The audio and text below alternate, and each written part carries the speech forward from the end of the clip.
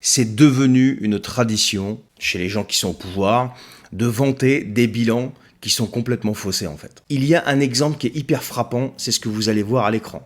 Ce monsieur, a priori, travaille au cabinet de Madame Thévenot, qui est une députée macroniste du Parti Renaissance, anciennement La République En Marche, et qui vient nous expliquer qu'ils ont créé plus de 2 millions d'emplois, qu'ils ont rouvert 300 usines en France, et que... Bon.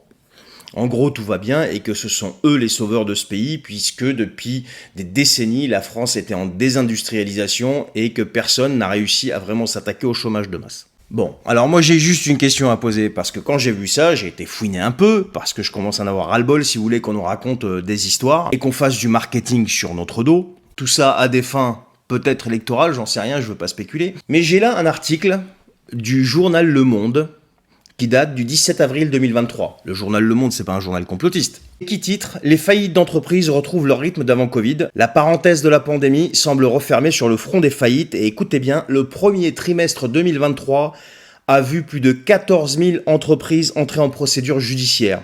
Un chiffre qui renoue avec la tendance à long terme. » Juste au premier trimestre 2023. Donc le mec qui vient t'expliquer qu'ils ont rouvert 300 usines et que ça y est, c'est la panacée et qu'on est sorti quasiment de la mouise, ou alors on est sur le bon chemin, et à côté de ça, bah moi j'aimerais qu'il m'explique comment ça se fait qu'on a plus de 14 000 entreprises qui sont en défaillance. Et parmi ces 14 000, d'après les chiffres de la Banque de France, on est sur 13 000, un peu moins de 13 500 si vous voulez, qu'on fait faillite. Donc on ouvre 300 de l'autre, il y en a presque 14 000 qui sont en défaillance ou font faillite. Le chiffre exact c'est 14 317 défaillances. Écoutez bien, sur les 3 premiers mois de l'année 2023, soit une hausse de 43,6% par rapport à la même période en 2022. Et je vais m'arrêter là parce qu'il y en a tellement à dire. Et à côté de ça, le mec il vient de t'expliquer qu'il est fier. Et encore une fois, c'est pas de la fake news. Les sources, c'est Banque de France. Vous pouvez aller sur la Banque de France, vous allez sur Google, vous tapez Banque de France, défaillance d'entreprise, vous avez tous les tableaux. Et vous allez sur le journal Le Monde. Alors il y en a d'autres qui ont titré ça aussi, mais le journal Le Monde, puisque c'est un journal, si vous voulez, vraiment dans l'antre du système et qui colle parfaitement au système, eh bien, du 17 avril 2023 à 22 h exactement, vous avez cet article. Halte au mensonge.